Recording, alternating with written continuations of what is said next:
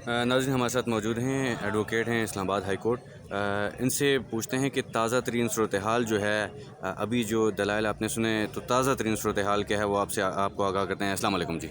क्या कहेंगे ताज़ा तरीन सूरत हाल के हवाले से, क्या सूरत हाल है अभी? जी, सिचुएशन ये है कि जो रिमांड शहबाज गिल साहब का ग्रांट किया था एडिशनल सेशन कोर्ट ने, और उससे पहले एक डायरेक्टिव किस्म की जो है एक इंस्ट्रक्शन जारी हुई थी हाई कोर्ट की तरफ से कि आप इस केस को मेरिट पे सुने, क्योंकि आपको पता है पहले केस जो है वो टेक्निकल बुनियाद पर हुआ था, डिसमिस हुआ था ड्यू टू नॉन मेंटेनेबिलिटी। तो कोर्ट ने कहा ये मेंटेनेबल तो है, तो आप मेरिट पे आप इसको करें डिसाइड दिस वे और that way, not on technical basis. तो उसके बाद शहबाज गिल साहब बीमार हो गए, पुलिस कस्टडी में वो ट्रीटमेंट में आए, और फिर ट्रीटमेंट के बाद पुलिस ने जो है मजिस्ट्रेट साहब के साथ पेश कर दिया। मजिस्ट्रेट साहब ने रिमांड को सस्पेंड कर दिया और उसको होल्ड कर दिया।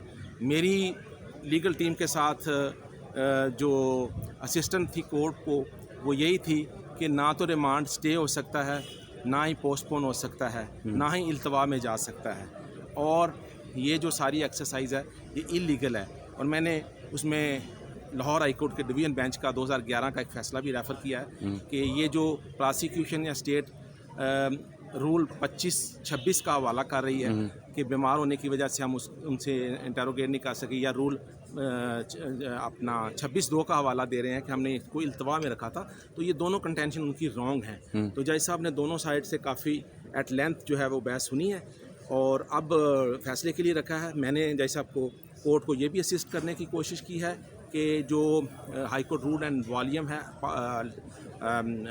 उसका चैप्टर 11 पार्ट 2 और उसका जो है रूल नंबर 12 के अंडर ये चीज़ लिखी हुई है बॉटम पे कि जो मजिस्ट्रेट है वो रिमांड ग्रांट करने से पहले अक्यूज़ के मुलज़म को तैयारी का टाइम देगा, प्रिपेयर करने का टाइम देगा, रिश्तेदारों और दोस्तों को उसके साथ मुलाकात तक की इजाज़त है, और अगर उसके वकील बहस नहीं कर सकते तो उसको उस बहस के टाइम तक कुछ वक्त के लिए उसको जो है वो इंटरम आर्जी जो है वो पुलिस को रिमांड दिया गया, वो आप प्रज्यूम कर सकते हैं चंद मिनटों या घंटों का हो सकता है। तो ये मेरे बिहाफ पे सारे आर्गूमेंट जो थे वो काफ़ी डिफरेंट फुटिंग पे थे, क्योंकि मैंने इस केस को बीइंग ए ड्यूटी और to protect the civil right of a citizen मैंने अपनी ड्यूटी समझा, और being a advocate supreme court और being a friend of Shahbaz Gill, क्योंकि उसकी गलती है या नहीं वो एक अलहदा मसला है, लेकिन कानून ने आगे ये भी देखना है कि क्या उसकी